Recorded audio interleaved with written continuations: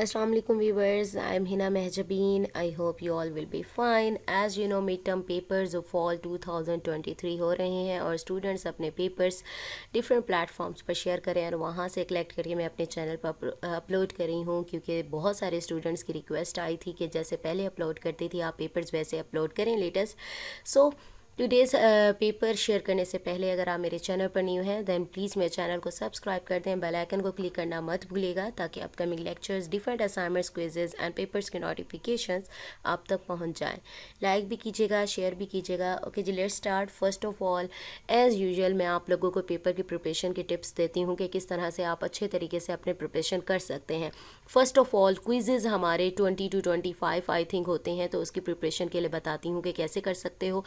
आपने करने हैं लेटेस्ट क्विजेज़। अब लेटेस्ट क्विजेज़ का क्या मतलब है, किसी भी सब्जेक्ट की बात करें, मोस्टली जो सब्जेक्ट्स होते हैं उनका जो मिड टर्म है उससे पहले क्विज़ 1 और क्विज़ 2 हो जाता है, तो आपने एक तो अपने वाला क्विज़ करना है, सेकेंडली डिफरेंट चैनल्स या डिफरेंट वेबसाइट्स, आई थिंक आजकल तो यूट्यूब चैनल्स पर डिफरेंट सब्जेक्ट्स के क्विजेज़ अपलोडेड होते हैं, तो वहाँ से आप लोगों ने देखने हैं। समटाइम्स वहाँ आंसर गलत भी बताया जा रहा होता है, तो आप साथ साथ मैच भी कर लीजिएगा अगर आपके पास टाइम हो तो, ठीक है।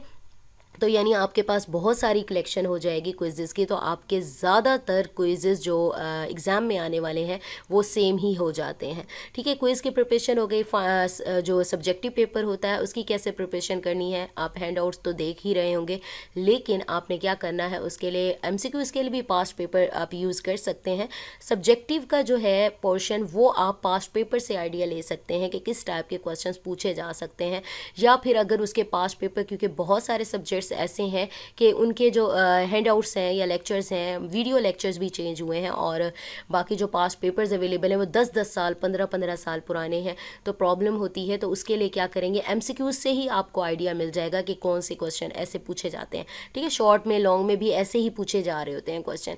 तो सब्जेक्टिव के लिए आप लोग कर सकते हैं किसे आइडिया ले सकते हैं, पास्ट पेपर से आइडिया हो जाएगा कैसे क्वेश्चन आते हैं। और याद रखिएगा कंप्लीटली डिपेंड नहीं करना पास्ट पेपर पर, क्योंकि बहुत सारे स्टूडेंट्स पास्ट पेपर पर डिपेंडेंट होते हैं और फिर पेपर एवे हो जाता है, ठीक है।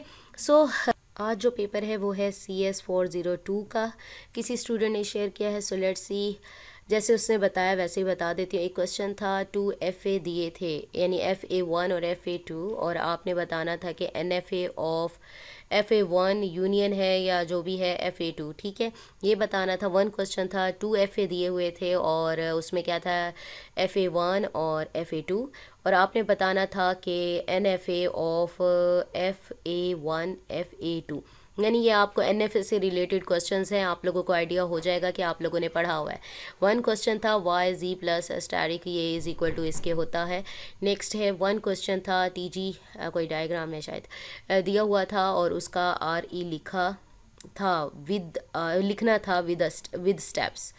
वन क्वेश्चन था TG दिया हुआ था और उसका TT बनाना था, और MCQs भी सब के सब FA और NFA से थे।